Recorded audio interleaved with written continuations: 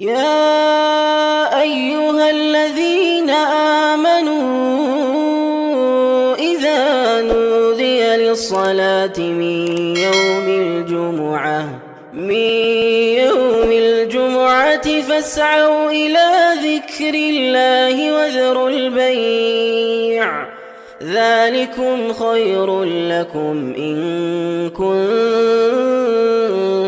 تعلمون.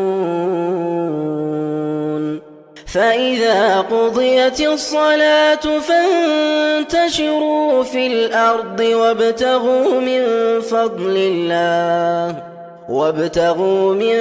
فضل الله واذكروا الله كثيرا لعلكم تفلحون. وإذا رأوا تجارة أو لهوا انفضوا إليها